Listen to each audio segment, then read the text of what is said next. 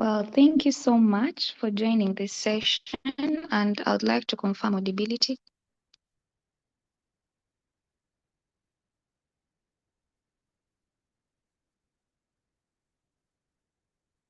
All right, thank you so much. So we are going to kick off with our program right about now, and let's get into it.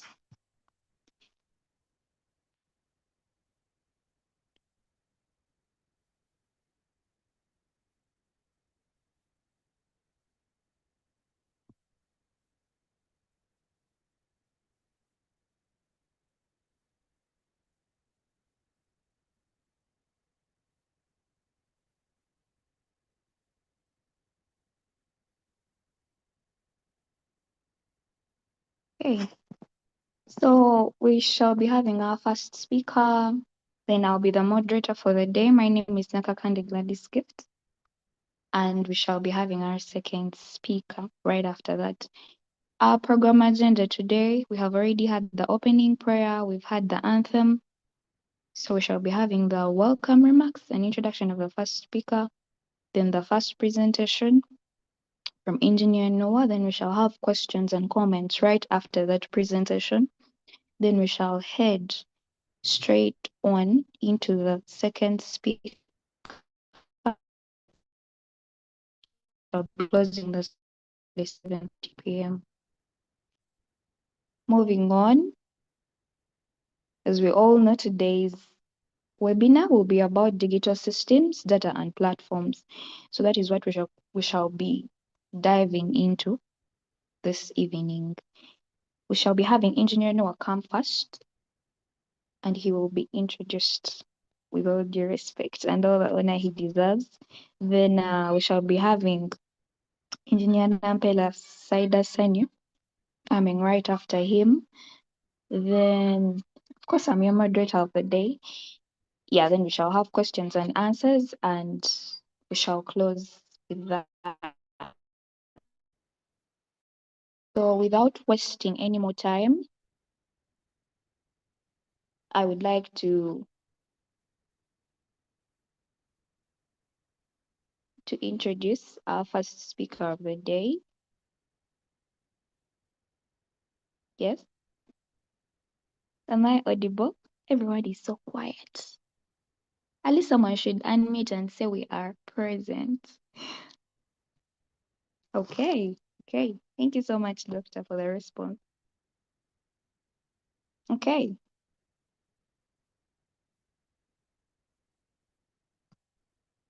So I would like to confirm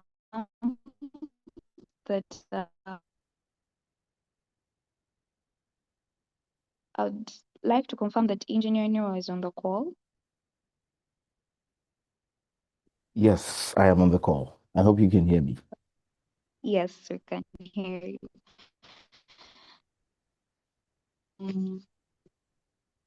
Engineer Noor is an environmental engineer and PhD candidate at the University He's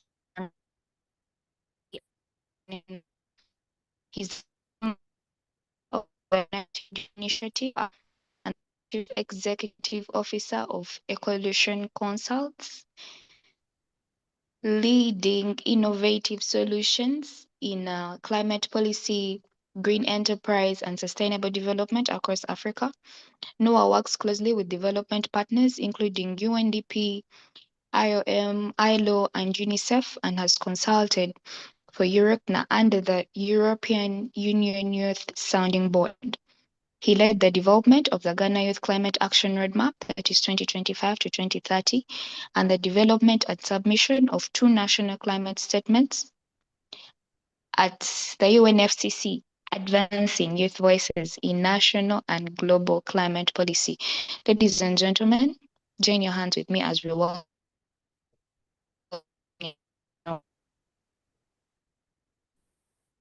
Thank you very much. Thank you very much. Please, I hope you can all hear me and I hope it's clear. Yeah, you're Oh, loud and clear.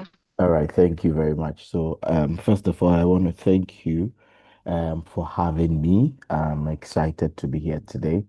And I think that um, having the opportunity to share on this particular topic is very important to me, especially because having run an NGO as a country director and also as a manager for the global NGO, it's something that we've been doing for the past years, because for every NGO, it thrives on your online presence and your visibility. And so to share what we've been doing for the past years and also, I mean, help the chapter grow in that area, it's a great privilege for me, and I'm excited that I could share this with you. And also thank you once again for the invite. Okay, so I'm just going to go straight into it because I know I have about 30 minutes. So I shouldn't waste too much of the time. Okay, so I'm just going to try and share my screen so that we can go into it. Just a few seconds here.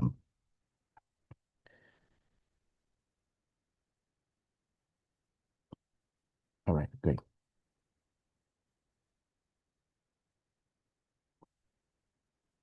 Okay. All right. So I'm pretty sure we can see the screen. So I want to go into it, and first of all, I want to say that um in the line of work that we do, I mean, you get invited to speak, I mean, initiate projects, you talk to donors, stakeholders, we go for international conferences, local conferences. And one of the things that we have noticed over the years is that visibility always will trump or triumph over ability. So there are a lot of people who have a certain kind of ability. I mean, when you look at student chapters or program chapters, we have a lot of people who are running good initiatives, good projects. They are um, doing good events, solving problems, training volunteers, raising people. Yet, the works that they do are usually in silence. People don't see it, it's not visible. And so, because of that, we lack access to certain type of funding, certain type of partnerships, certain types of invitations and opportunities. So I have been part of, student chapters. When I was in school, we were under the Ghana Institute of Engineering student chapters. And then we also had the environmental engineering student chapter. And at the end of the day, we were conducting a lot of projects. We were coming up with a lot of initiatives, specifically waste to wealth projects, different types of initiatives we were coming up with. However, it was always kept to the few who were in the room and who were part of the particular project we were doing. And my school happened to have been in Sunyani, which is a different region, not in the capital region of Ghana. And so it means that everything that we were doing was kept in the walls of that region, and even not in walls of that region, but in the walls of the small auditorium where we had a particular event. And so growing from that, and I became a president of one of the chapters.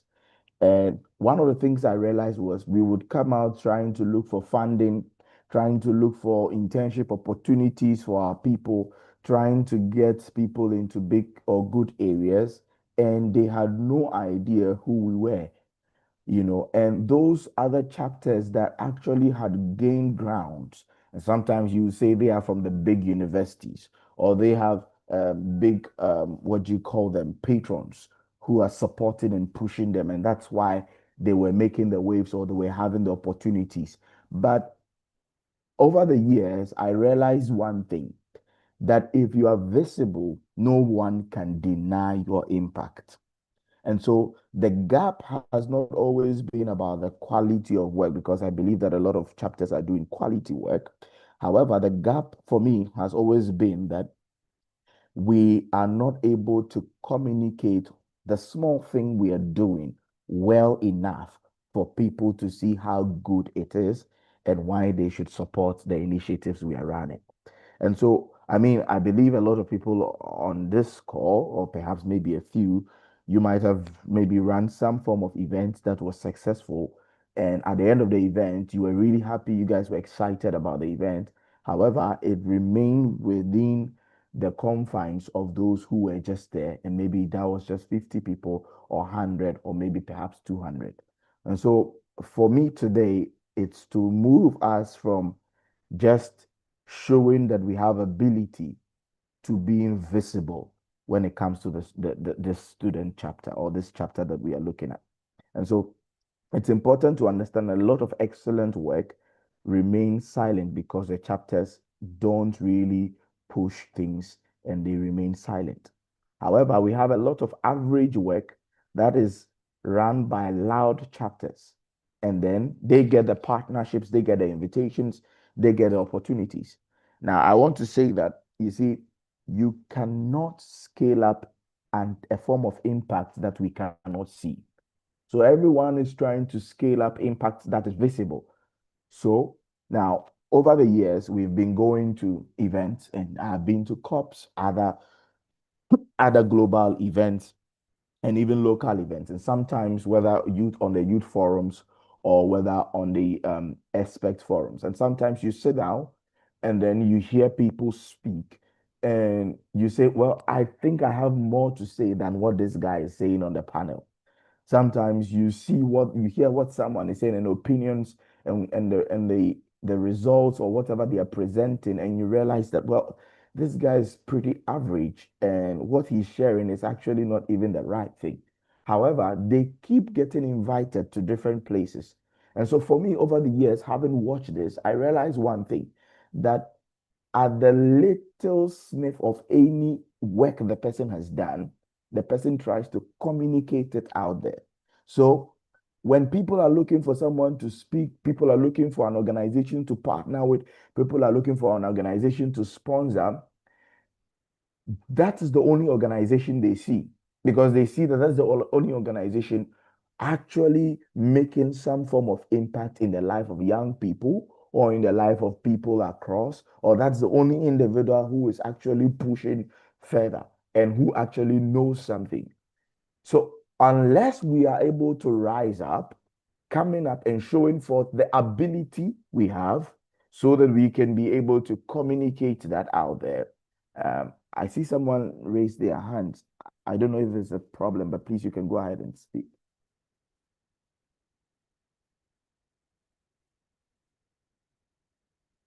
Okay, maybe it was a mistake, I'm guessing. Okay, so I'll just continue then. All right.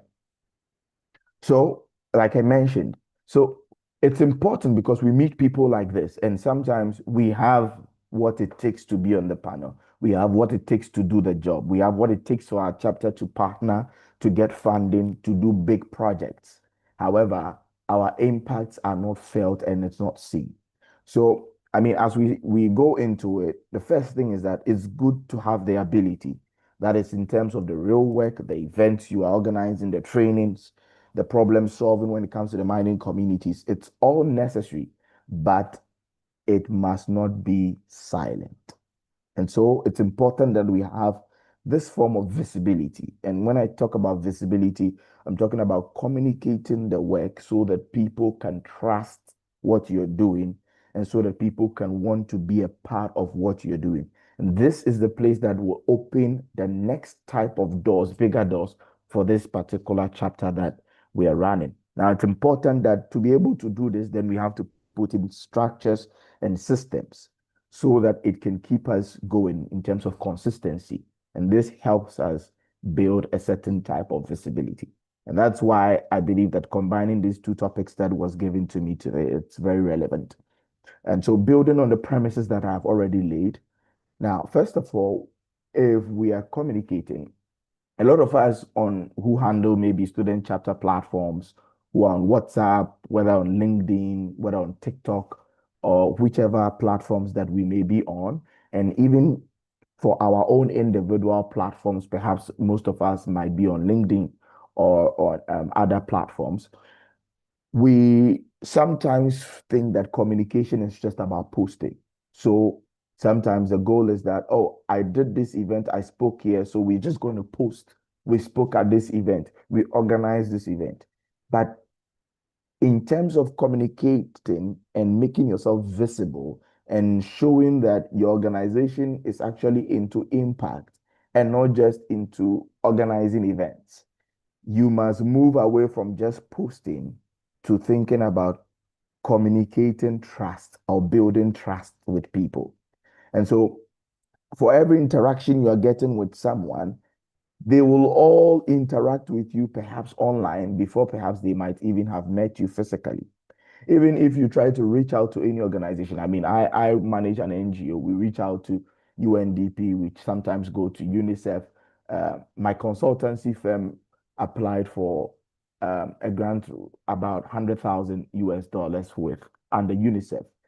And the next moment I realized the UNICEF workers were all on um, our consultancy platforms, checking our various online platforms to see how much impactful the firm has been over the years and to track and see our track record. Now, we have been deliberate in trying to push a certain type of narrative, communicating impact, not just communicating that we spoke here or we organized this event.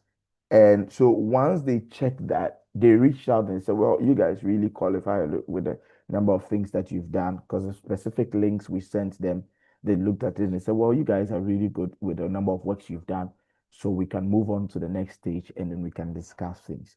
I'm just trying to explain to you that for every page you may run, it may be a LinkedIn page, and some of you may be communicating via email with your partners. It may be a WhatsApp page with your members, and you may be sharing it, you may be putting it out there. You must understand that you are trying to build a certain type of trust. And therefore, because you're trying to build a certain type of trust, your first impression is important. How your page runs is important. So it must be professional and it must be consistent. So if you're building a certain type of professional brand, it must be really professional and it must be consistent. Therefore, we must be active. We are not just going to be posting events that we are speaking on or webinars. When I first joined my NGO, the NGO that I am currently managing, a lot of activities were usually on webinars. We were having webinars here and we're having some form of online speakings here. But people wanted to see real work. The donors wanted to see real work before they would partner with us. So we had to also now see the smallest thing that could be done, even if it was 5 people that were in a physical meeting and that were talking and they had learned this. And before we come up with, let's say, a webinar on communications, we would have done our pre-test. So we put our pre-test out there, the people fill the test. We know, okay, this is the number of people who didn't know this. This is the number of people who were not privy to this. Then we do our post test. This is the number of people who have now learned after this. Then we could come up with some form of graphical display. Now you have ChatGPT that can even design a nice graphic for you. And so we could put all of that together and say, at the end of our webinar, this number of, so it might be just 10 people who were on the webinar, but these 10 people were not exposed to this. They didn't have this type of knowledge. They didn't know this. Today, after the webinar, they have come to understand that visibility is important, that being professional is important, that consistency is important. Now we are communicating impact of the webinar. We are not just saying that we organized a webinar and 10 people joined and it was a good time. No, we that's not what donors and people are looking for. That's not what makes you visible. That's not what makes you relevant to the community that we are working in. You're looking at what form of impact, and that's how we have to think now. And um, the next bit, I just forgot that the time is it's not on my side. So, I mean, we must be excellent in all the places that we find ourselves. And for the student chapter, I think that um, many of the chapters usually focus on LinkedIn because of the professional space and the companies that they may reach out to and sponsors. And then we have WhatsApp because we try to relate with our members, and that's how we run activities. And obviously emails, because we send emails across. Now also a lot of for instance, for student chapters, a lot of people are also moving into TikTok, because a lot of young people are in those areas as well. So you don't want to just limit your chapters just to these three. You can also move into TikTok, where you have a different set of audience. Now, I want to explain these three into details. When we take LinkedIn, you must know the market and the people you are communicating to. So, however, our post is structured on LinkedIn will not be the same way it should be structured on WhatsApp. However, our post will be structured on TikTok will not be the same.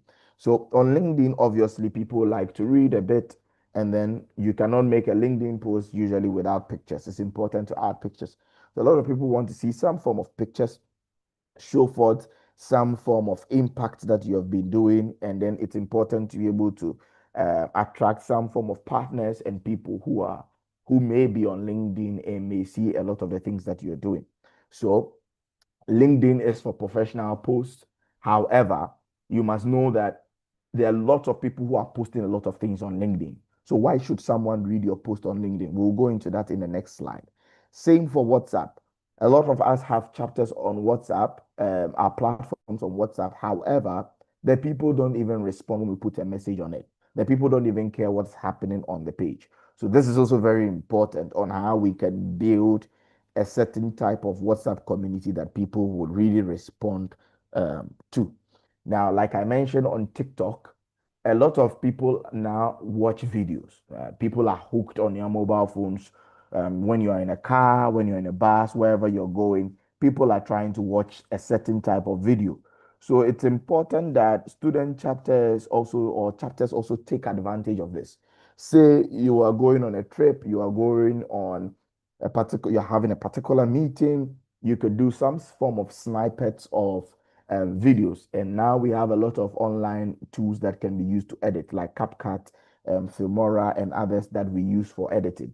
And you can do a small montage. Sometimes it can be 30 seconds, 1 minute, and then you can build a certain chapter, a certain type of presence over there as well. Now, remember that can also sometimes be shared on LinkedIn, and then it can also be shared on your Instagram if your student chapter also has what do you call it, an Instagram platform. Now, it's important that your brand, you understand that it is your reputation. So your brand is not just another brand, it is your reputation that you're building.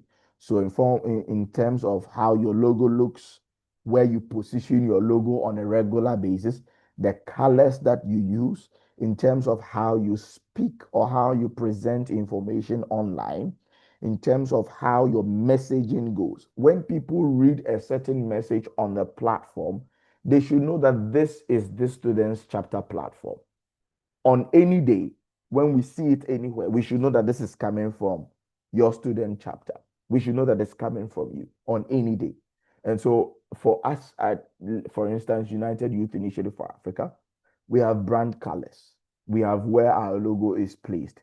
We have how we look to present information across, and then we have our hashtags that are constant, so that we build a certain consistent brand that remains consistent. And when any of our donors or partners or anyone sees anything coming from our end, they just know that this is coming from these folks or these guys. Now, it's important. We went to have a meeting with the Swiss embassy in Ghana.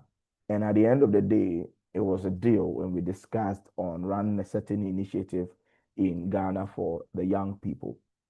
And when we had finished and we had gone back, they went into our LinkedIn and then into some of our sites to check what we're actually doing, to see if we actually had the institutional mileage to support what we said we were going to do.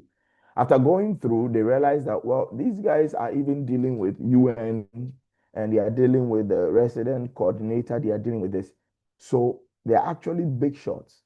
Now, they looked at how we are branding ourselves, how we were managing our pages, and they felt that if they did something small, even if it was $100,000 or $50,000 or $30,000 that they were pushing into the project, at the end of the day, they felt that the way we would communicate it, how we come up with our reports, how we develop other forms of reporting, policy briefs, and here and there, and in terms of the branding, at the end of the day, how we push it out there for them will sell their name and will sell the impact they are having in Ghana.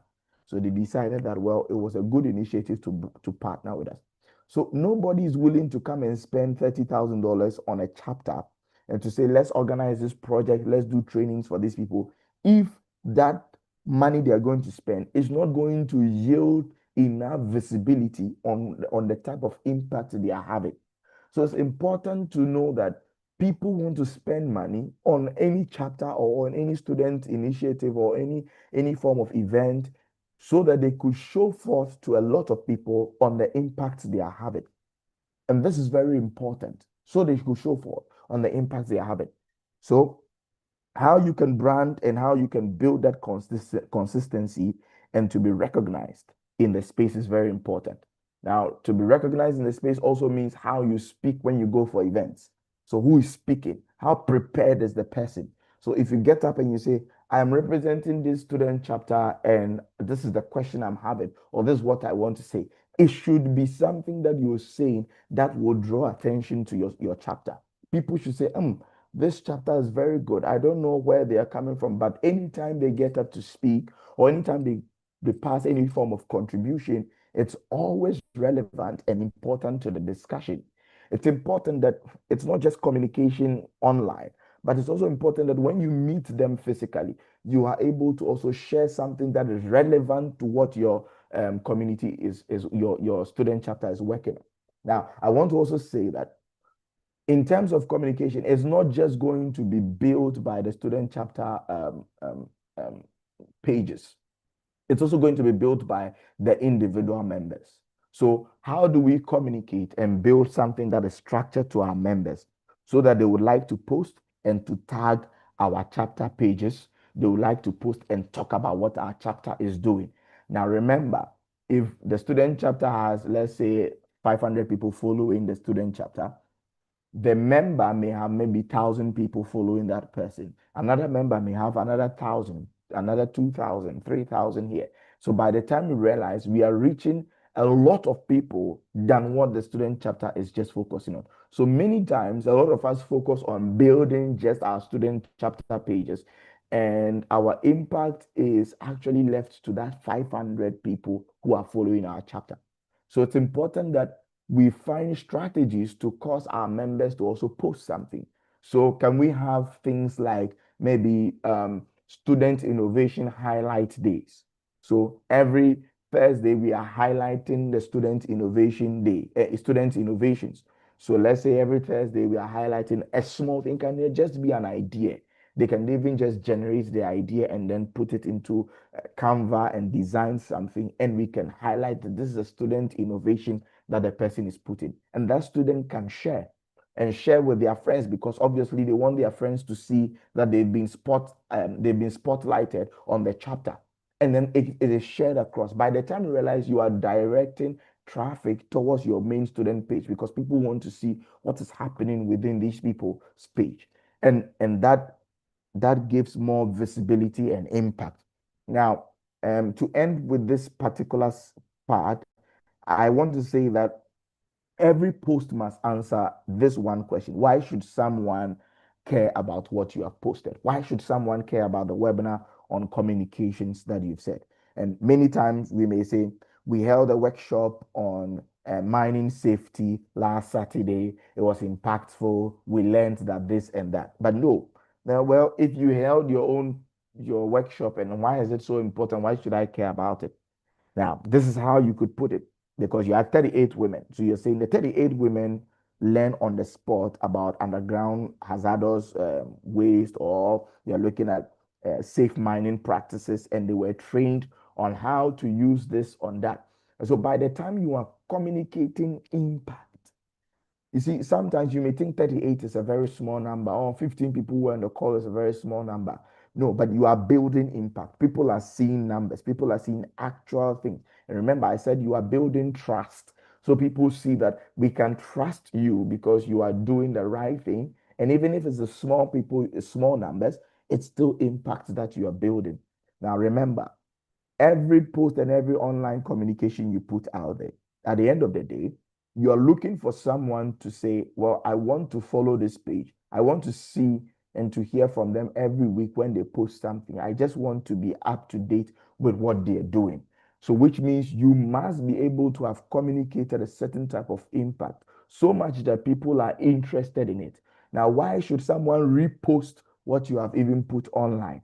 It must be that the thing was relevant and it was showing a certain type of impact. And I felt that this chapter is doing something good that someone else has to see. Someone else has to benefit from it.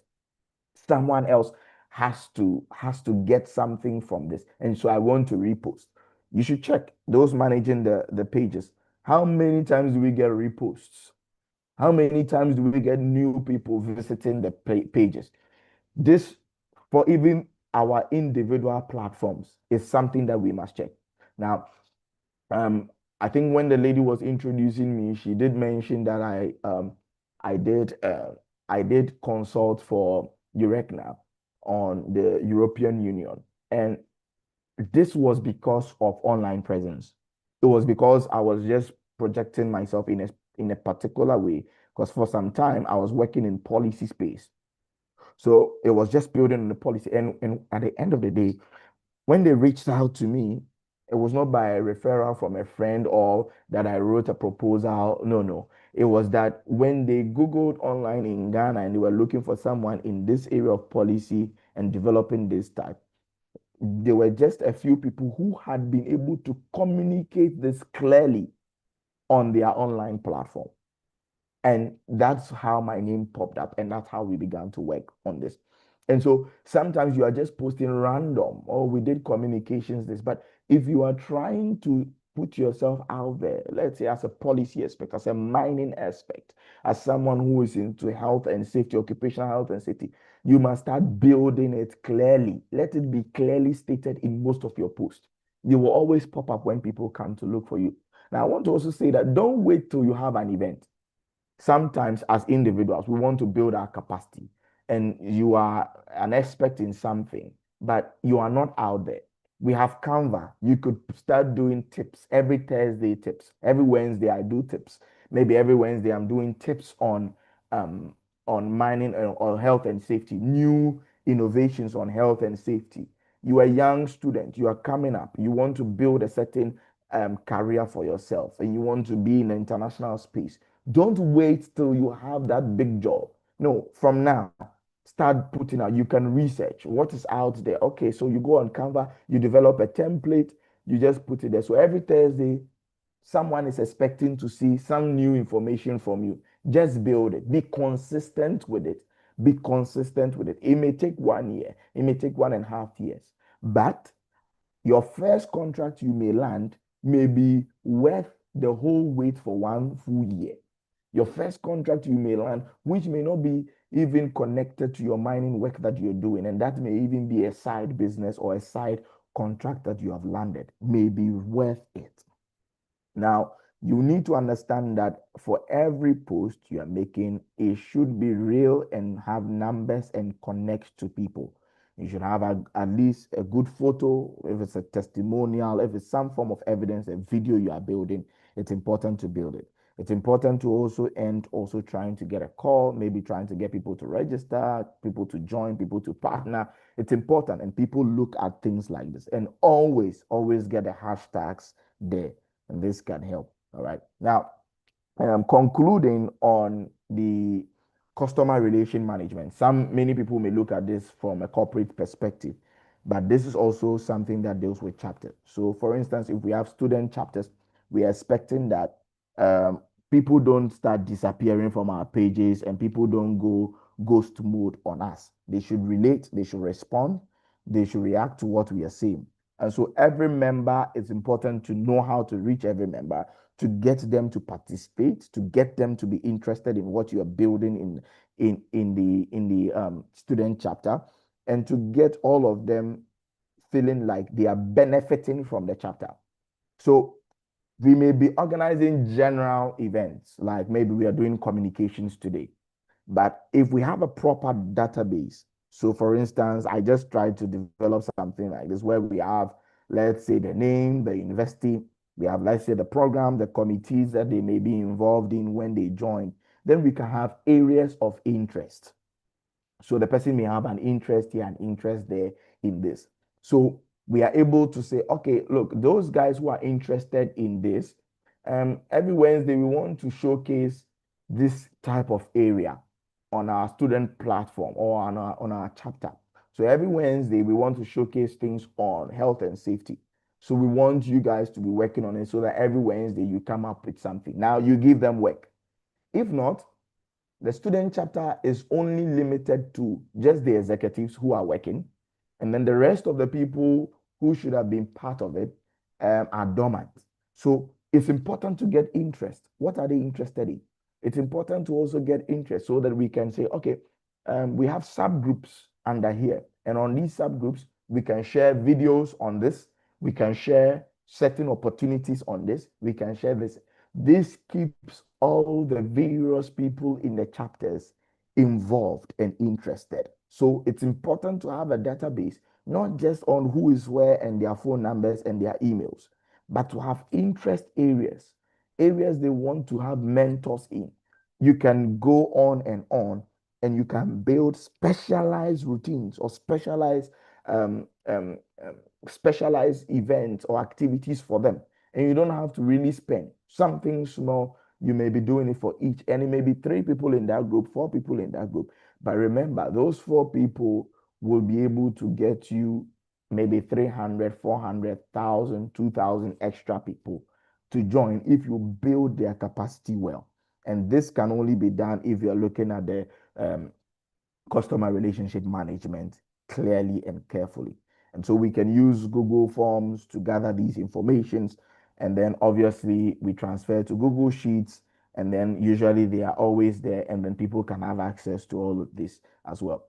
And then in terms of, turning lists into a form of rhythm. So you're capturing your data or capturing it using the form and all of that. You try to group them into interest, into campuses, and all of this that normally you do.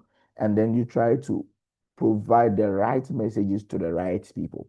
And so if you're scheduling something, it's an event, is this, you are providing the right message to the right people so that they can all benefit and they can see that a chapter is relevant to them. I tell you that a lot of people run away from certain types of chapters or groups because at some point they feel that the interest is skewed towards a particular group of people and they're not benefiting from it. So we must use this opportunity to do that really well. And then we can see what really we can track the progress, the impact, which people are quiet, why have they gone quiet, why are they not responding? And we try to use that to find out regular feedbacks on how our initiative or how our projects are being run. And so this is very important, and that creates a certain type of rhythm for our works. Now, there are tools that we can use for the job. I mean, obviously, some of you might have used most of these tools to try and schedule or to try and get all your students' chapters into one app, and then you can be able to reach out to them. One of them that I normally use is the Notion app, where it gives you the opportunity to schedule and then, deliberately um, send for tasks to different people in that particular. So you get all your student chapter people to just download the app and say that as part of our student chapter, this is what we normally use. And then once it's there, you can be able to schedule, you can be able to assign tasks, you can be able to send different activities to them, and all of them can benefit. So sometimes we are just limited to WhatsApp because, yes, we think everyone has WhatsApp. But as part of, let's say, our student chapter, every student must have this app once they are coming in. And then that can be used for a newer way of communicating and reaching out to people and then also getting the maximum benefit from them. I'm running a bit because my time is up. But it's important that we are able to also show. I wanted to put together something on, like, let's say, a 30-day roadmap for the new ways that you want to set up. So let's say you have your LinkedIn page, and I think you already have your LinkedIn page. So you have your logo, a logo that you feel that represents what you want to represent. Now, I always say that any organization, whether it's a church, it's an organization, institution, a chapter, your flyer speaks. Your flyer speaks 100% of who you are. And that's what I say, because if we are all on social media and we see flyers, I try to show my people different types of flyers. And I ask them, when I show you this flyer and I show you this other organization's flyer, which event would you go just by looking at the flyer? And many times they point the other flyer and they say, "Oh, I'll go to this one." Why? Because the flyer looks really good and all of that. It just sends an information that these people maybe are top notch, they are well grouped, well led, and all of that. And maybe they have a lot of things. So I always say that your flyer, your logo, that you put out there speaks 100% of why people should join or they will not join. And I say that a lot of people can do better with however they present things. It's just that they've not benchmarked themselves with another institution. So, for instance, I went to my last COP was COP 30 in Brazil, and when we came back, we had to write a report to the UNDP Global, and but they have to pass through the Ghana office, and we I decided to put together the report. So as I was developing the report from our normal reporting template and how we put together our reports and our designs, I mean, I thought about it again and I said, well, this UN. Why don't I look at how UN does it? And then I looked at how UN does a lot of reports. I looked at how World Bank also does their reports and how they do the designs. And I decided that, well, these are similar areas that I can see. So I decided to rebrand how we develop our reports and make it look like a World Bank or UN standard reporting template and how it looks. And then I sent it over.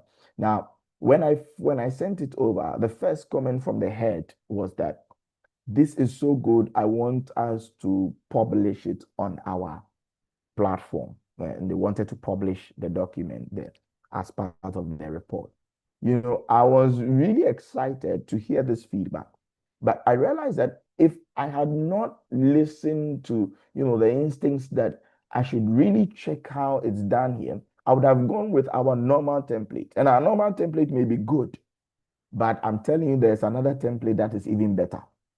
So you may be stuck with what you are into and what you've been designing or what you've been doing and how you've been presenting yourself so much that you feel that that's okay.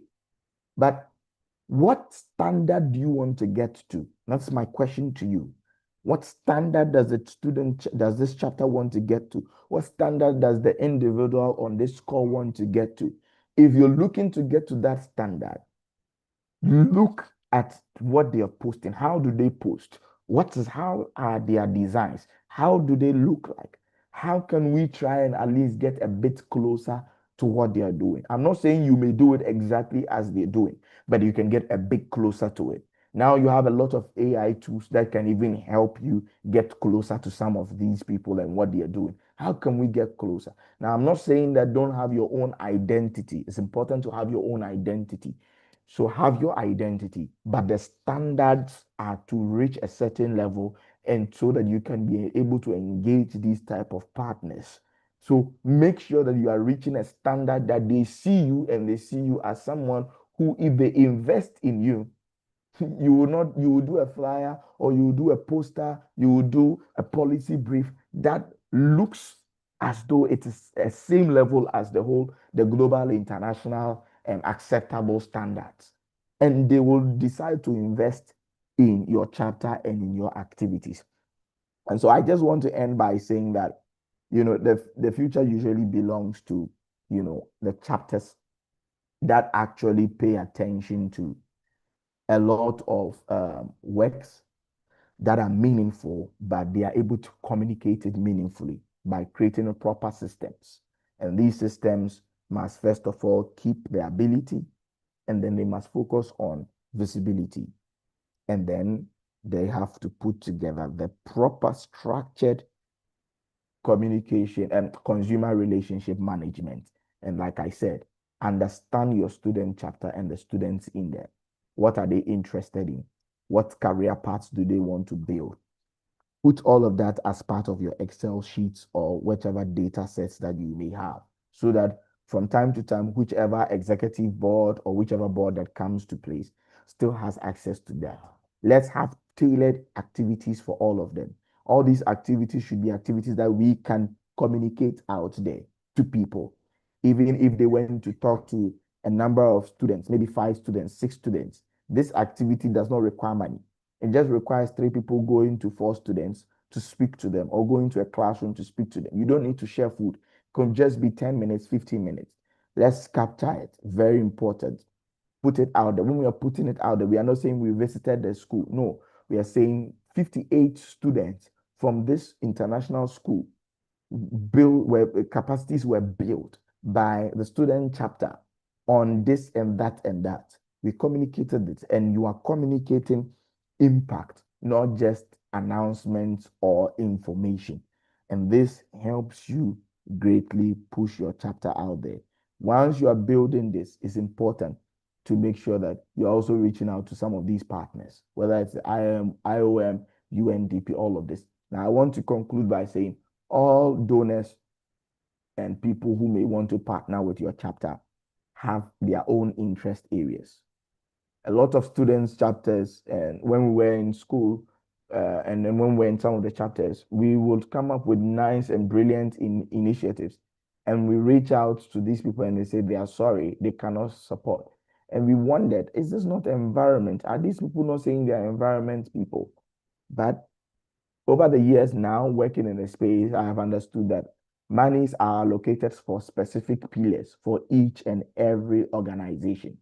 So if the pillars are that we are looking at climate migration, peace and security, we are looking at occupational health and safety, we are looking at a certain type of labor rights, and then you bring an initiative that is looking at illegal mining.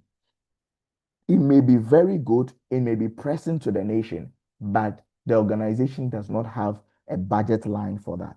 So it's important to try and communicate also.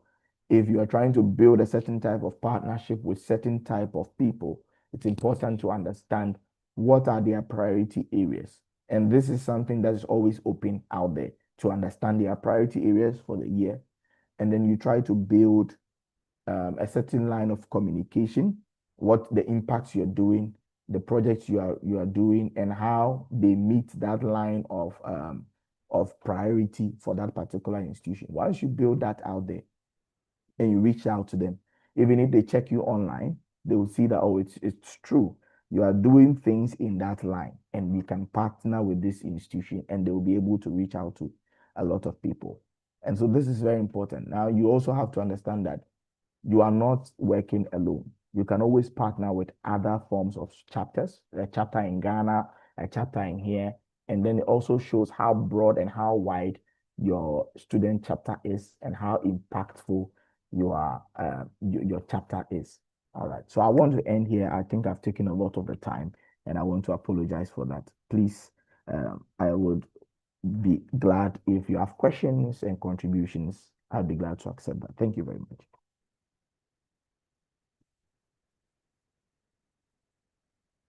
Oh, thank you so much, Engineer Nori. Let's give him a round of applause, please. He has done us well. If there are any questions, please feel free to raise your hand and unmute thereafter. Yes, these are all for you, Engineer.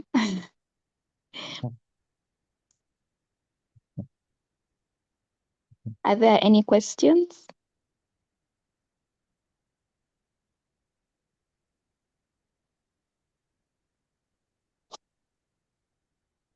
Oh, yes, Yvonne.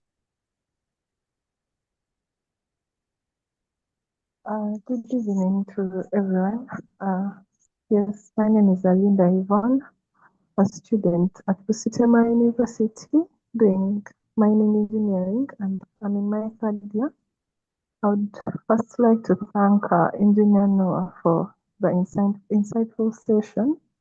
My question is, you've talked about creating visibility on our platforms like LinkedIn. So, my question is, as we are tagging these people, these let me say the ministers of energy, the minister, the vice chancellors, what impact does it have to the chapter? And maybe you can help us visualize it. And my other question would be, uh, maybe it would come in later. Yeah, that's my question. Thank you. Okay, thank you very much. So, I like your question, and a lot of people tag people, to a post that they think it's really nice, and we've made a post. But um, I like to say that if you are tagging a policy maker, or and let's say you just maybe you did a webinar, or you did an event, and you are tagging the policy maker on the event, you must really check how important will this event be to that particular policymaker you are tagging. So I like to say we have to be structured in our communications. So we do policy briefs. A policy brief sometimes maybe 1 page or 2 page, 3 page. So say you did an event, and in your event, certain key policy um, concerns came up. Maybe you guys looked at the event, you looked at mining, looked at the way the mining sector is going now, and maybe it's not sustainable. You're using a lot of excess water, or maybe certain chemicals and all of that, and you wanted to come up with something. Let's say you just did a LinkedIn post, that's good. But you could also have just put it in Canva and designed a small policy brief. And that policy brief would not just be on your LinkedIn post, apart from tagging the person. It's something that could have been shared across. You could even share via email to partners.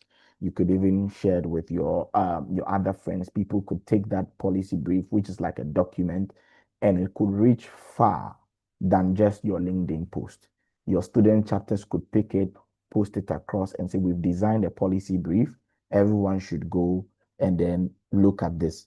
Now, so sometimes we are looking to get feedbacks from certain people, okay, but the way we are sending the feedbacks, they are not interested in a lot of LinkedIn posts and all of that. So who are you focusing on? Those people are important. Now, sometimes the reason why we are tagging, well, we do a lot of hashtags and all of this, is because when someone, let's say, if I do a post and I do hashtag on, let's say, UN, World Bank, WHO, and someone types WHO and is looking for something on WHO, my post will also pop up, so that my post can be visible. Now, sometimes we are tagging the wrong people, because at the end of the day, you want to know how many people are even going to do hashtag the president's name on LinkedIn. Many people don't even go and check the president's name on LinkedIn. But you can reach out with your policy briefs on a publishing news agency online, those who do the publish online agency news briefs. And sometimes they don't even have stories. So you can just reach out and say, we have this policy, we have this code, we want to write it out there. And then you can now copy that link, because then that is on news, and that's what they are looking for. Not many presidents or ministers are on LinkedIn checking what posts people are posting on LinkedIn concerning the country. You would realize that they are really focusing on what's on the news, what's making news, what's a lot of people talking about in the country's news and all of that. So you have to find a way through that angle or through that channel. But I want to say that gather information. Who should you tag? If you are looking to make a certain visible impact, and when it comes to your community, and you are looking for partnership, you are looking for certain type of impact and all of that, then start tagging the right people. Start tagging the organizations within the country that can give you a certain type of money or funding. They should rather start seeing a lot of your works, rather than the president or this, because the president is just going to be there for 4 years or 3 years or whatever, and then will leave. If you have a proper thing that you want to communicate to the president, put it in your policy brief or do your video, a proper video, or whichever way, and then rather communicate it directly to that person.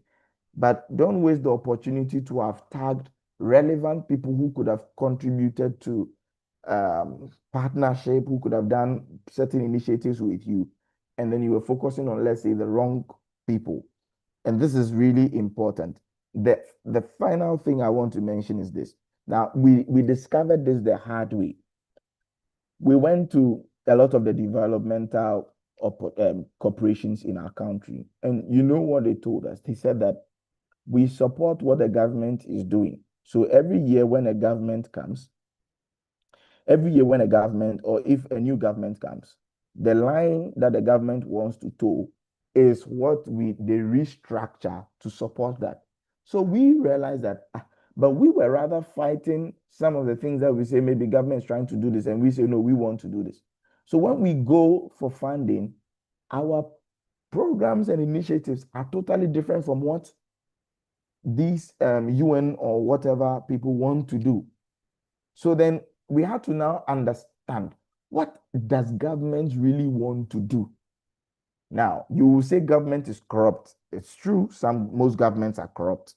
So you don't want to align with government. Don't align with government if possible, but align with the policies. The policies that are there are policies that are going to benefit the country, and the UN even reviews it. Some of these policies sometimes are even directly from maybe an international agreement, and we are supposed to implement it in the country. So what policies are they trying to build, and how can we align to those policies so that we can actually now go for funding and then initiate and implement our actions to meet the policies? We are not working for government. We are all working for one nation, one big Uganda, one Uganda that we want to stand firm and to be great.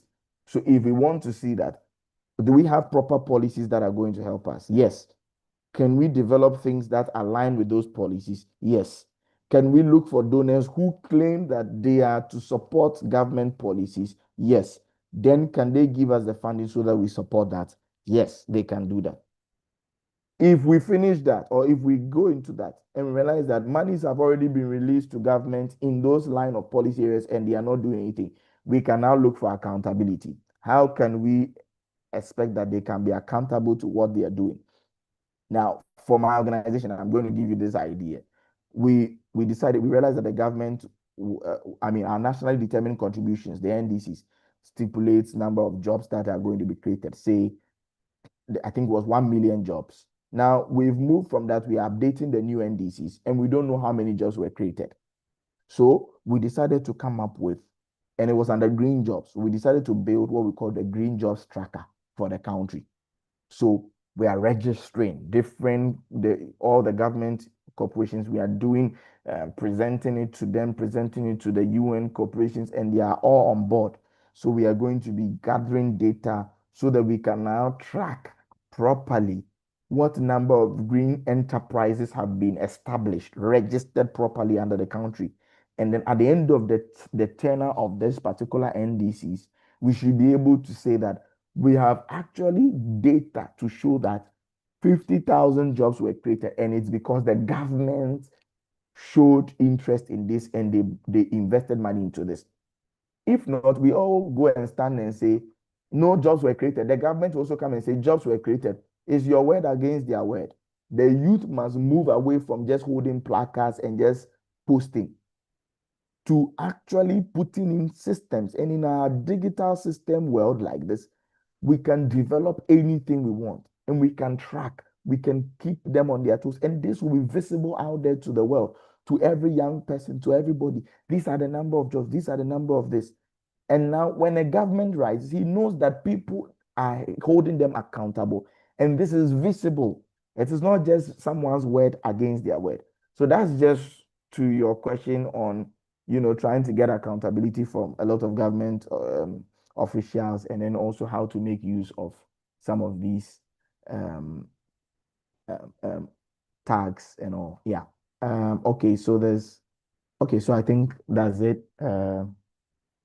So I don't know. I don't know if there's any other question or there's any other Oh, thing. thank you so much. Thank you so Yeah. much, Engineer Noor. We Yeah. are truly grateful. And thank you so much for turning the complex systems into clear ideas. And for me, I think I've really been impacted from whatever you have shared. Of course, visibility will always triumph over ability. And we now know that this chapter has to outlive us for us to really gauge its sustainability. The code, the models, the dashboards, and every other thing is just a tool to make real impact out there. So I think for me and everyone else on this call, we have to agree that you have really done as well. Thank you so much. Let's give Thank him a you. round of applause. Thank you for having me on. I am really grateful. Thank you I very think much. for more engagements, the questions will be in the chat section in case you can text and reply, or in case they need to reach out to you, you can maybe share your LinkedIn account and we can start Yes. from there. Yes. Okay. So I'll right share my about link. now, I think we can move on to our next speaker because our time is fast spent.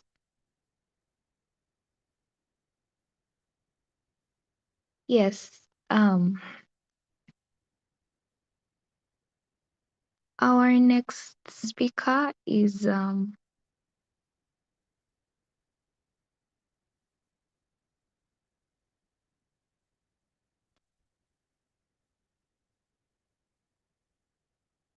next speaker is Engineer Nampela Saida Sanyu, who is a graduate mining engineer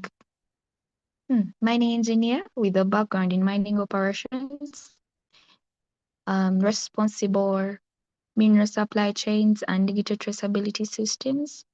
She holds a Bachelor of Science in Mining Engineering from Busitema University, Uganda, and is a member of the Women in Mining Africa, Busitema University Student Uganda chapter.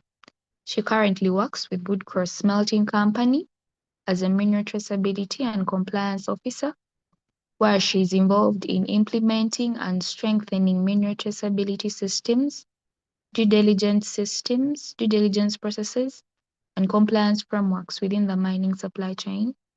She has gained practical experience in blockchain-based traceability approaches, data management systems, and digital solutions aimed at improving transparency and accountability in mineral sourcing. With a strong interest in sustainable mining practices, Sanyu is passionate about leveraging technology to address challenges related to mineral supply chain transparency, responsible sourcing, and ethical mining operations. Her work focuses on promoting systems that enhance trust, improve data integrity, and support sustainable mineral production. Ladies and gentlemen, join your hands with me as we welcome Nampela Saida Sanyu to speak to us this evening. Thank you very much, Madam Moderator. Yes, good evening to us all, and I hope we are all doing well. For matters of recording, yes, I'm not an AI, I'm a live person. Thank you very much, our previous speaker, and indeed, I've been a student and I've really learned from the previous presentation. And I personally am going to change the way I present myself out there in the public.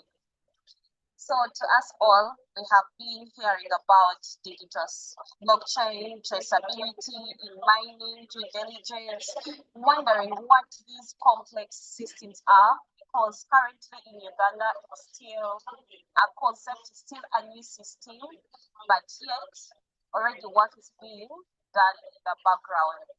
And trust me, by the time I finish and wind up with my presentation, you would have also learned, you would have also now known there would be complex systems because I'm going to break them down, and I trust that by the end of my presentation, we shall be knowing what traceability is, not just in theoretical terms, but what it is basically on ground, because now I have a 1 year experience in practical terms on how to implement that traceability and blockchain system in mining. So now I am going to turn off my video and kickstart on that presentation.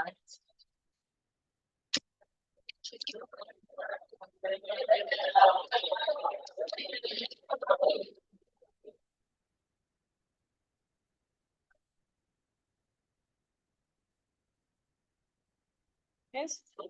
Madam Moderator, confirm with me if my screen is visible and if my voice is loud and clear.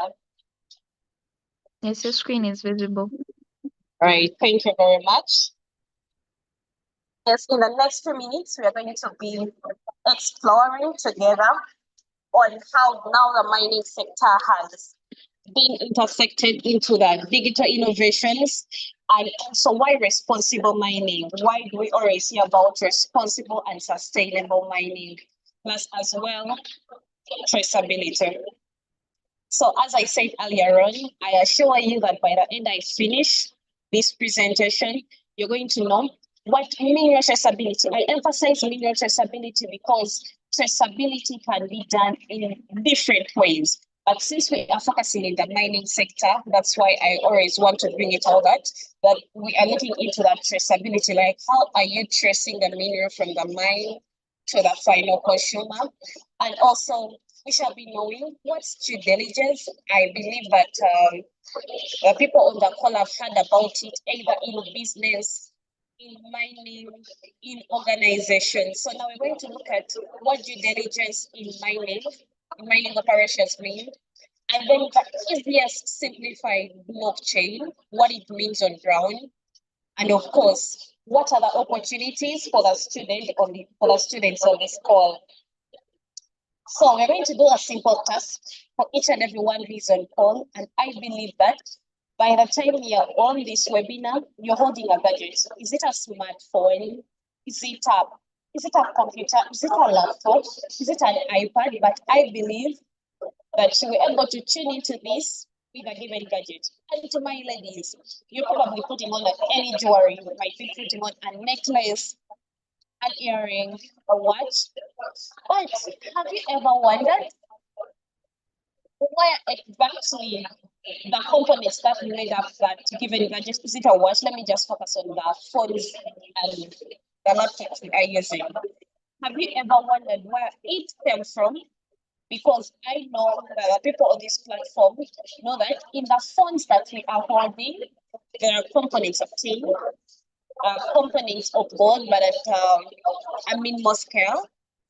But having known that, have you ever asked yourself, or have you ever questioned yourself that, since I know that there is some component of tin that was used in soldering to join these components, where did this tin come from? And if it came from a mine, how was the extraction done? Who did it? Was it a child under 18 years of age? Were people forced? Were they being supervised by rebels? And the activity itself, how did it leave the environment? And whenever we talk about our responsible sourcing, the main focus is on the 3TGs, and that's the tin, tantalum, tungsten, and gold. And one would ask, like, why are you calling them conflicts? Is it because when you mine them, they are conflicted? No. The reason why they are called conflict minerals, it's because they are mined in areas, in countries where conflicts are taking place. And the conflicts we are talking about, not mere argument one-on-one, but conflicts that involve rebels, that involve armed groups, allied armed groups. And again, drawing back to my country, Uganda, another person would ask, Uganda is not conflicted. Why is this important to us? But we have to put it in mind that Uganda has neighboring countries, and one of it is DRC, that's the Democratic Republic of Congo. And we all know for a fact that the mining state and the main condition in that country is not stable. There are a lot of rebels that have been happening. And what does that mean to the neighboring countries? It means that their borders are becoming porous and the minerals can be routed into that very country or being smuggled into DRC. That's why, again, Uganda is being tagged as a highly conflict affected area. So back again to our task. So now I think we are done thinking about the minerals inside our gadgets that we are holding, and now we are just doing a reverse journey. Remember, from your device, there was a certain manufacturer, yes, and that manufacturer you might be holding an Android, you may be holding an Apple, a Samsung. So there was a given manufacturer for that. And from the manufacturer, for him or she to be able to make your device, they must have what a given mineral that has been refined to the purity of their choice. That means there was a smelter and a refinery somewhere that supplies to the manufacturer that desired mineral of a given purity. And a smelter can never exist without a mine site. Again, back then, that's where now you should question yourself that where exactly did the mineral or the component of a mineral that made up my device came from? Did it come from a conflict affected area? If yes, what were the measures taken? And if you have been updated, you would have had some 3 years back where there were cases and raisers were concerned for a given phone manufacturer.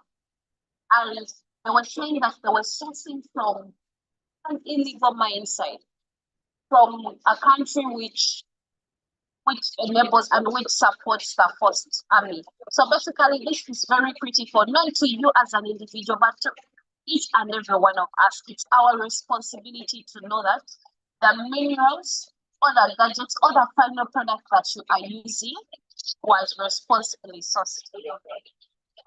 Yes, so if you've ever wondered what mineral traceability is, now is the time. And it's very, very, very simple.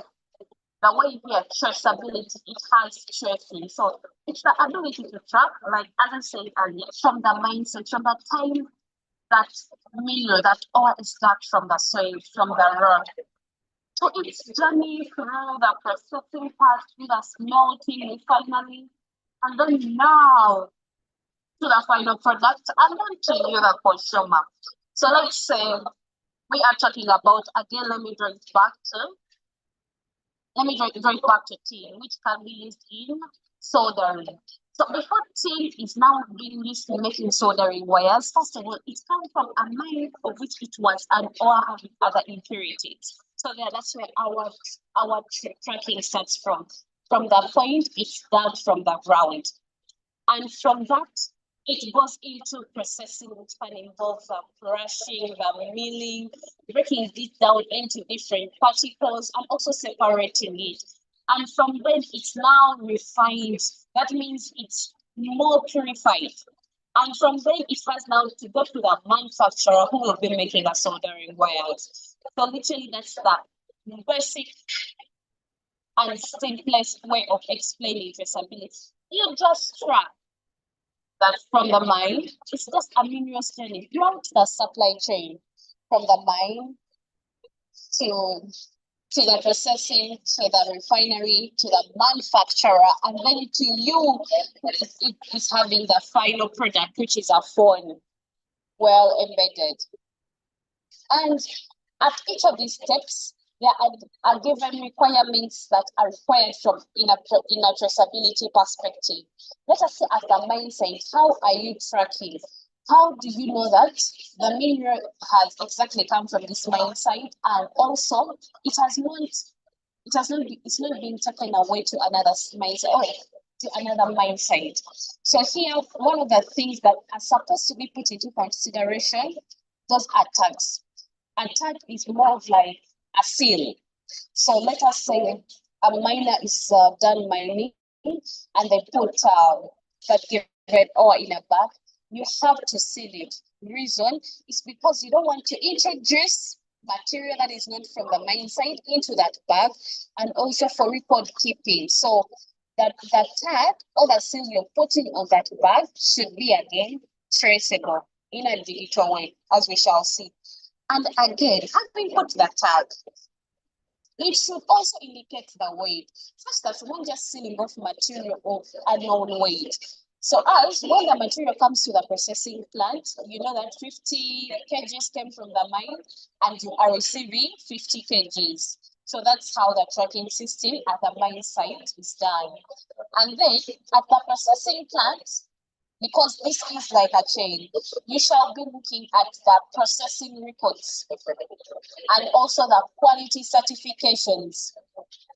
Of course, because since you're removing it from an ore and you're breaking it down into smaller particles, that means your entries usually on more of like the percentage of purity. So that means if you had taken a test of the ore and it was at 50%, if you're done processing, milling, crushing, and removing in case there is any magnets or any iron, now the purity should be at 60 because most of the impurities have been removed. So those are the given documentations that are needed at that stage. And then to the smelter part, in case there is a smelter in that area, you're looking at the smelter report. The smelter report shows you the input vis-a-vis the output. So let's say you put 40 kgs of tin ore, which has been processed, and you're now getting out 30 kgs of protein, which has been refined.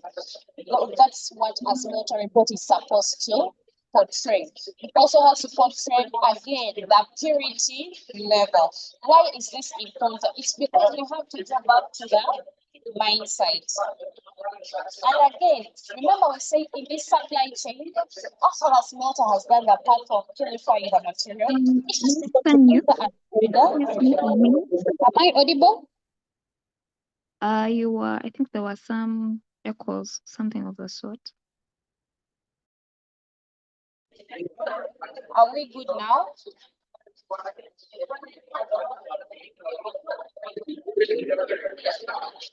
Okay. So again, from the smelter, now goes to the trader or the manufacturer. Yes.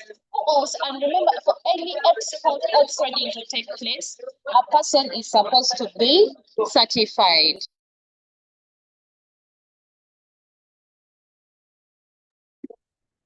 Yes, and here it comes to you as the final consumer. So to you as the final consumer of that gadget you are having through this day, in traceability, you must be able to know it's your obligation to know the entire process from the mine site, how the material was processed, the smelter, the waste, the losses and profits in the material terms, and sold to you who manufactured. That's what traceability is all about. So what traceability always answers is that where did it come from in case it's a mineral? And who handled it? Under what conditions?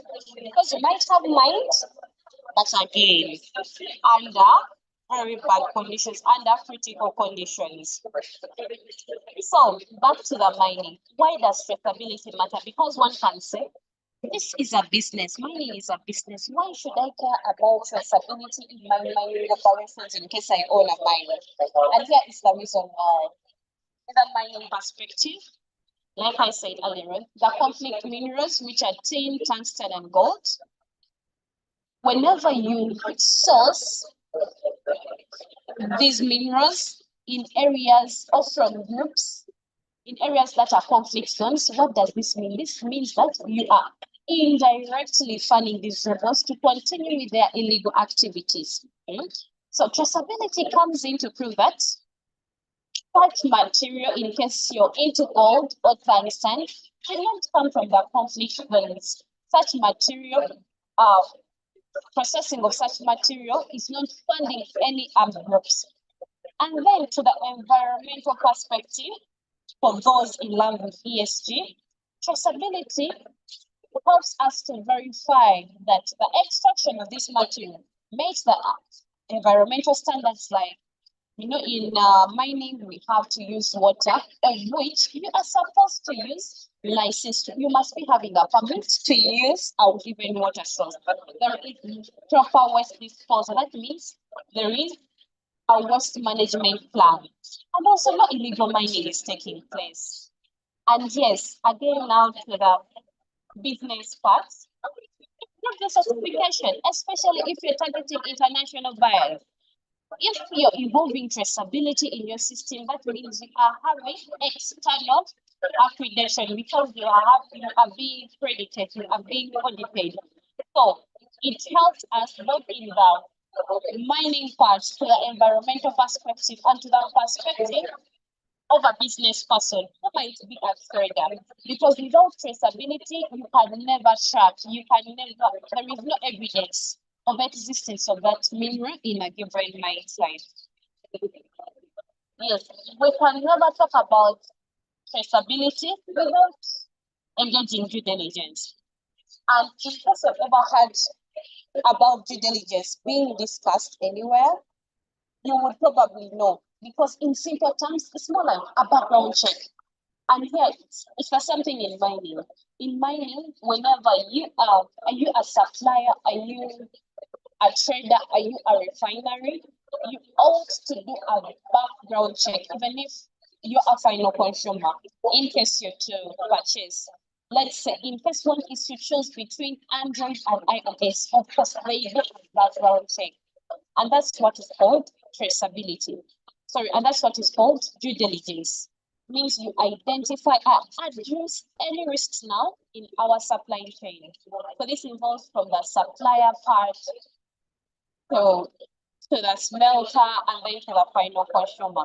And then there is a framework that guides all these systems. We have a lot of frameworks in mining, but there is this framework which is basically the backbone onto which all other frameworks, most of the mining companies are abiding to.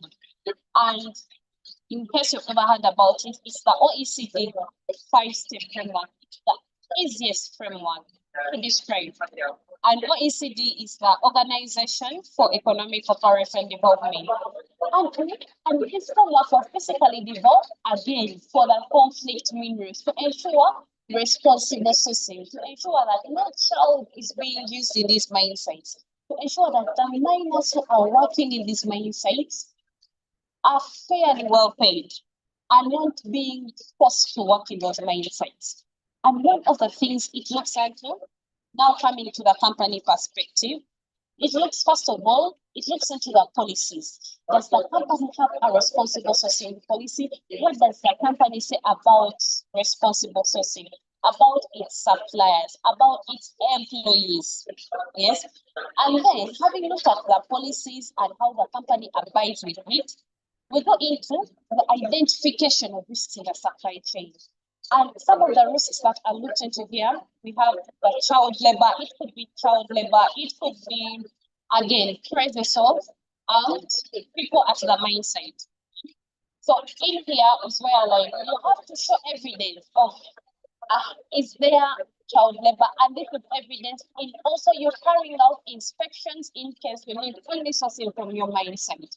You have to carry out inspections and write reports on any risk, however small it could be an abandoned pit which could lead to the death of any human moving around the mine site.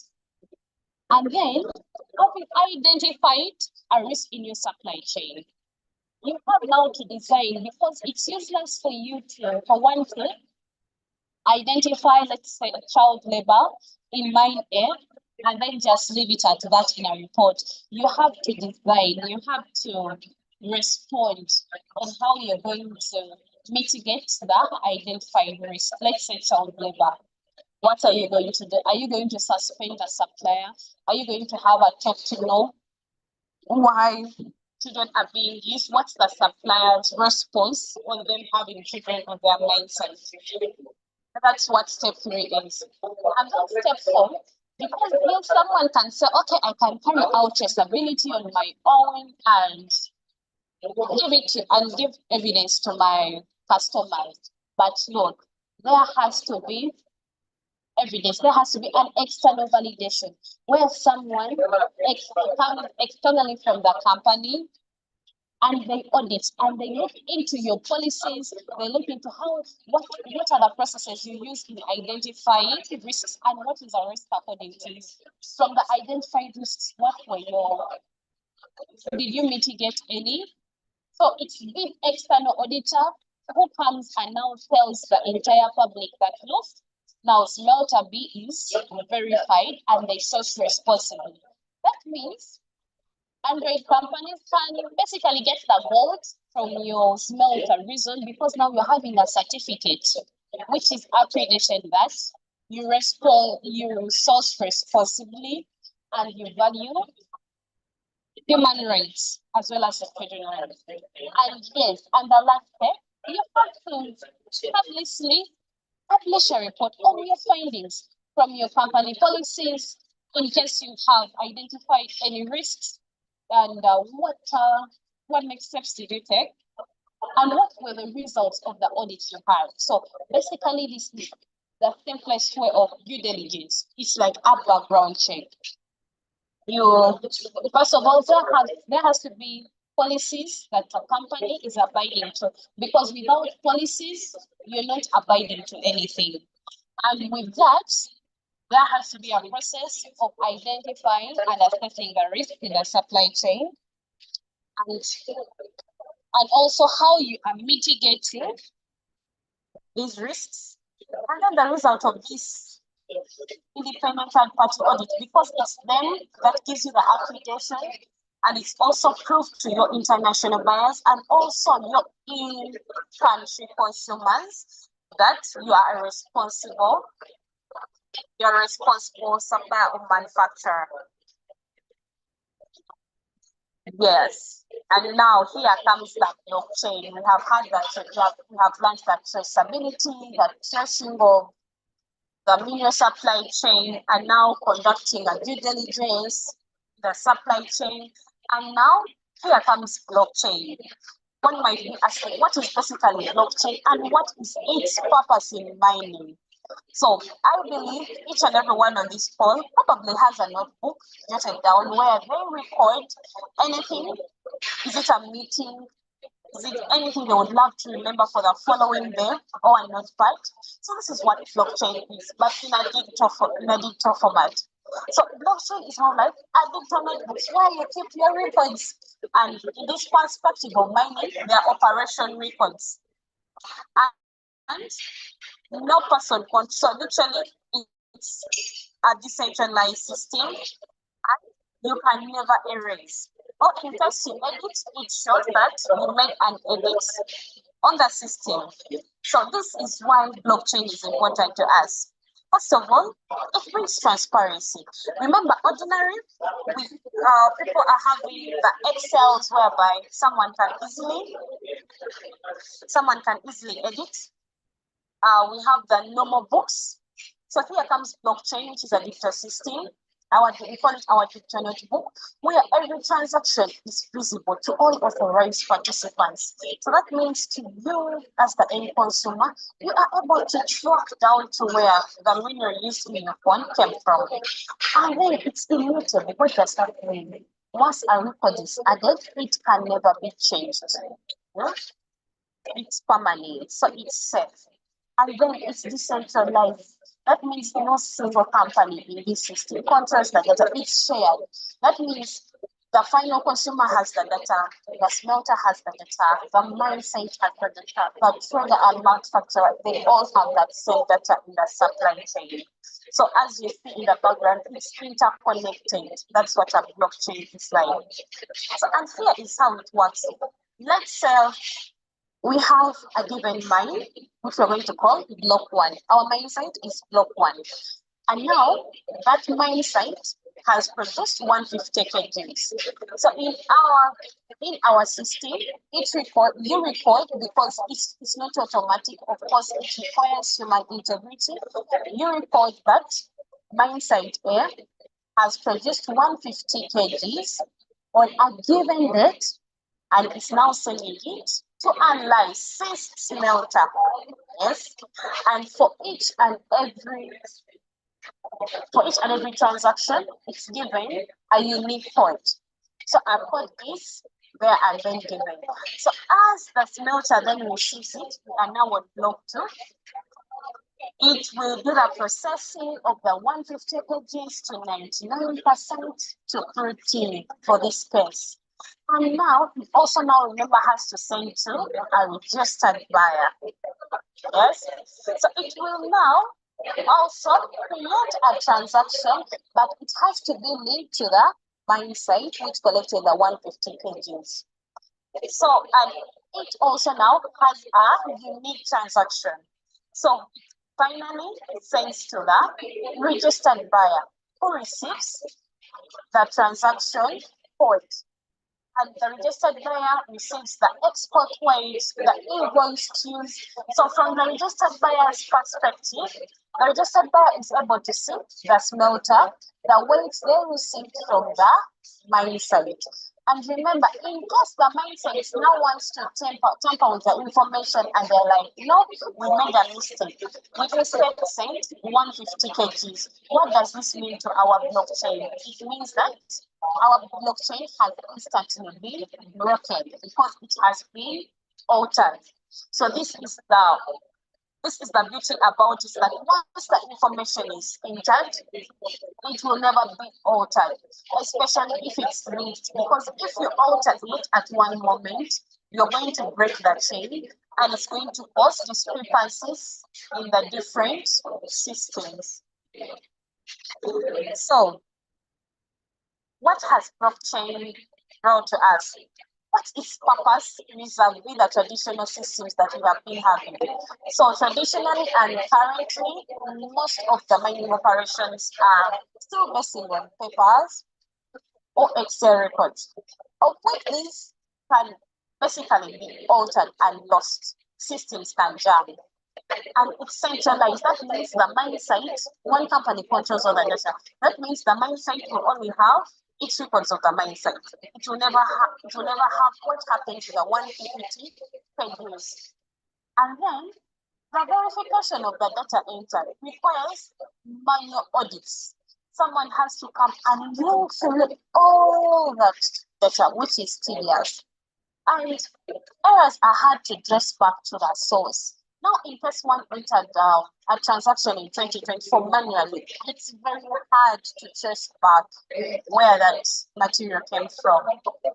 And again, as I said, it's centralized. Each actor keeps separate records.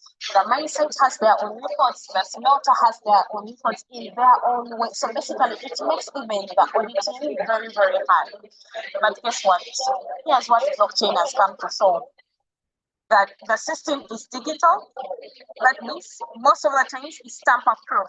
It's decentralized. That means it's shared across all the supply chain actors, from the mine site to the final consumer. And yes, verification is automatic because the system is decentralized. The actors in the supply chain can access it at any given time they want because it's under real time. Many things are kind of breaking. Are you now hearing me? Yes, you're clear. All right, thank you very much. So I was saying that the blockchain makes auditing easy because whenever an entry is entered, it has a timestamp. Like as you see here, from the block 1, it says that it was entered on the 28th of June. And then for block 2, they created that transaction on the 1st of July. So the entry for every transaction is stamped and you can literally trace back. So whenever a material transaction is altered, it can be known. And yes, the system is integrated. That means it's shared and consistent for all acting parties. So in case you've been asking yourself before this webinar that is blockchain part of traceability?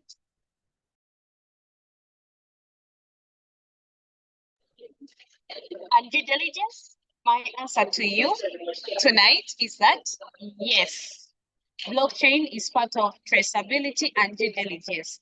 But remember that Blockchain does not replace the due diligence of the background work. It's just a tool that helps in enhancing the due diligence and strengthening it. So, in simple terms, this is how the blockchain strengthens the due diligence step. Remember our step one of the company policies? Here we see that smart contracts enforce sourcing rules automatically because you'll never find any overriding of a contract. And when it comes to the risks identification, blockchain helps you in flagging them and flagging the inconsistency in the supply chain. And for this, one can ask how. Let us say you're a smelter and you've been receiving material from 3 mines, mine A, mine B, and mine C. And according to the production data, mine A supplies to you an average of 50 kgs of material per week. And that's what has been recorded for the past 2 years. And here comes a given day today.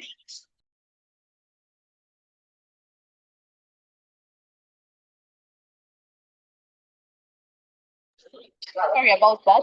And then here comes mine A that has been providing you 50 kgs per week. And then on a random day like today, it gives you 1 ton. So basically, that's a flag in the supply chain. And here in blockchain, the blockchain systems can easily help us in identifying that. And yes, having identified already, so you're even able to respond to that risk immediately because you're not wondering where did this 1 ton come from? If a mine that has been supplying me consistently an average of 50 kgs, what has happened in now? That means there is sourcing of illegal material. And then to the independent auditors, it's very easy for them because blockchain systems are verifiable and they provide unchangeable records in vis-a-vis the paper files. And of course, when we come to the final stage of reporting, the data is transparent, this is shared between various supply chain actors and the regulators. So to the students and other industry actors on call, these are the real world applications because blockchain is no longer a concept, it's the reality. We see it being used in the IT's SCI, which is a Teen Supply Chain Initiative, which also now has the backbone of the OECD, whereby it monitors the tagging, data collection, digital tracking, the chain of custody for all the mines in Africa, but basically on a concentrate of teen. And then we have this RCS logo in case you've ever had it. This is a digital supply chain monitor. It's more of like an auditor. And this one helps in monitoring companies. Let us say, to verify responsible mineral sourcing in real time. So for this RCS Global, it just demands that the global companies ought to enhance traceability in their system. That means they ought to know where the material they have got to make the different devices comes from. And then we have another framework, which is the Responsible Minerals Initiative. These are auditors developed by the Responsible Minerals Assurance Process. Of course, even these ones are literally working with the backbone of the 5 steps we saw in due diligence, whereby it's looking into moving towards blockchain-backed verification. So that means that data that the different smelters are providing should be traced back digitally and should be verifiable. So, but remember, blockchain can never do this alone. As I say, it enhances and strengthens the due diligence, but it's garbage in, garbage out. That means if you ever enter wrong data, then the lie becomes permanent. If you entered 1 ton instead of 100 tons for a transaction, then you're making the system to be wrongly used. So what does this mean? This means that it requires human integrity because it will never detect that the material that someone is putting is wrong. So it's the garbage in, garbage out. What you put in is what you expect. Then most of these blockchain systems require the use of internet. They have not been implemented in most of the mines in Africa. Reason because of the long distances and limited internet access. So there is also a gap here. There is need for offline fast solution such that they can be implemented in the deep areas without internet access. And again, blockchain is quite expensive, especially if we look into an artisanal miner. So it's quite expensive to be implemented. So most of the times it needs support from either the government or an organization. And then there is needs for governance and standardization. Yes, there are different platforms for blockchain systems, for example, MindSpider. And it's more like now a business to them. So you're going to find that different buyers and sellers are using different systems, and all these systems communicate differently. So there is also need to standardize them by the government. So what does this mean for you and me, especially to one who wants to enter into the mining sector, who has been looking into the mining sector in a different perspective, now in a digital way? There is a very, very big opportunity. So one thing that you ought to know, you ought to learn the frameworks that are being used in the mineral traceability and due diligence. And some of them include the OECD 5-step that we discussed. We have the ICGLR RCM, and this ICGLR works in the Great Lakes region. And we have the RMAP, where the Responsible Minerals Initiative falls. And you ought to understand them because these very frameworks are the language, they speak the language of responsible sourcing. And then explore the digital tools used in blockchain, in how companies monitor their chain of custody systems, because guess what? Companies are still looking for young adults, young graduates who understand technology. Yes, so mining is transforming not only in the very mine site, but also in a digital way. So again, to the students on the platform, you ought to bridge that gap because as a student, you sit between the boardroom, which is the class, and the field.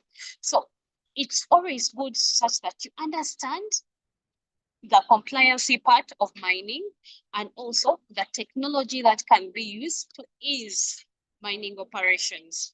And yes, research opportunities are still very many, so you can engage into the research gap in blockchain traceability, especially in the artisanal mining side. So as I wind up, these are the takeaways I want each and every one of us to be having. One, traceability tracks each and every step from the mine site, from the mine to the processing, to the smelter, to the manufacturer or the trader, up to you, the final consumer. And then the due diligence steps, which helps us to process and verify responsible sourcing of our minerals. And to the blockchain, it helps us to ensure transparency and decentralization of our data. And again, blockchain is part of due diligence and traceability. It doesn't replace due diligence, but it rather strengthens the records, eases auditing, and also verifies the reporting. And lastly, blockchain is no longer a tool, it's basically a solution to responsible mining operations because human integrity and sound governance always remain essential in blockchain. So remember, whenever you input a wrong transaction, it's garbage in, garbage out. You don't expect it to autocorrect. Thank you very much. Over to you, Madam Moderator. Thank you so much. Let's give her a round of applause as we head into the Q&A session. If you have any questions, please, you can raise up your hand and unmute. Yes, thank you so much. Those are all for you. Yes, do we have any questions?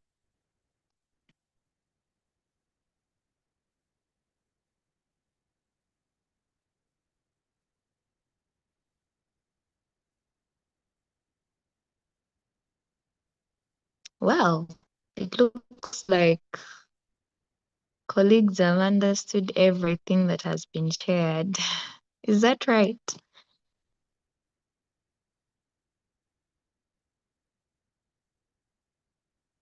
Hello, am I audible?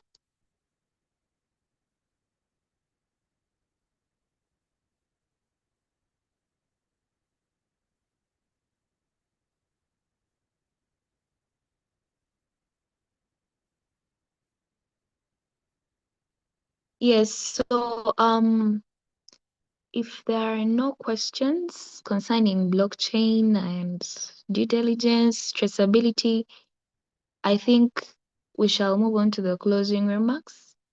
I would like to thank everyone who spared their time to be on the call, and I'd like to thank WiM-Africa for giving us this opportunity to actually add value to ourselves. And I think it would be a disservice not to allow our coordinator to probably say something before we close the session. Ms. Sharina, would you like to say something? Yes, thank you so much, Miss Gladys, for the opportunity. I hope I'm audible now. Yes, you are. Yeah, so I will not speak a lot because, I'm not the speaker of the day, but of course, on behalf of the WiM-Africa, Busitema University, Uganda chapter, I extend my heartfelt gratitude to everyone who has made it to today's webinar. It has been such a journey right from 6 p.m. Thank you all for joining in. Yes, the person speaking, my name is Sembera Sherina Tapines, mining engineering student from Busitema University.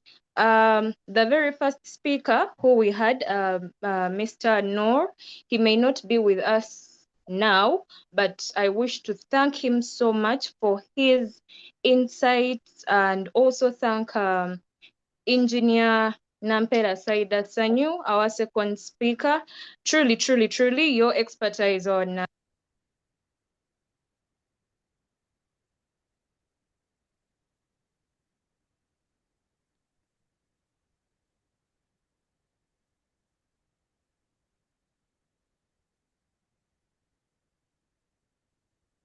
Hello, are you still on? I think maybe she lost her network. I'm in. I don't know if you Okay, can get okay. me. We had Yeah. lost you there for a minute. Oh, okay. Yeah, I was just coming in to thank the speakers, Mr. No, Miss Sanyu. Thank you so much for your insightful discussions. And to our moderator, Miss Gladys, thank you so much for steering the session till this far. To everyone who has kept on right from when we started, thank you so much. This is so, so, so encouraging. Well, I would like to communicate that as a chapter, we are definitely advancing on our mode of webinars that we present. Yes, we acknowledge that we are the next gen of miners, and therefore I would like to inform that we are definitely advancing to technical sessions. Therefore, we expect to have voices more on, what is mining engineering, and that is the same energy that we have brought in today. So please don't get bored. That is us. Yeah, try to understand your field and understand the technicalities in it. I want to encourage all of us to stay in resilience. And yes, WiM-Africa, Busitema University, we inspire leadership and resilience in mining, and that is exactly what we want to continue marking. I want to take this privilege to thank WiM-Africa for the support, for pushing these sessions. Thank you so much, because your guidance has been continuous all together, and I hope for the best as a chapter. The members of the chapter here, please, let's keep pushing for this, keep being resilient. We are leaders, and I want to remind you, we are definitely the next gen of miners. Thank you so much, everyone, for joining in, and have a blessed night, a good evening. Yes. Thank you, Miss Gladys, for the opportunity. No, well, thank you so much, Miss Canberra, Sharina. We appreciate the work that you have put in and the effort. Well, for everyone that joined in today, thank you. We are sorry for exceeding the allocated time, but I hope this meant something to you. What does this mean for all of us? We should learn the framework, explore the digital tools. Don't allow yourself to spend this new month without adding value to yourself, because, like our previous speaker said, your brand is your reputation. Go out there, make impact, create real impact in whatever you are speaking, and make sure that people you are talking to don't live the same way that they got into the room. Thank you so much. Have a blessed night and a blessed new month. Have a good night.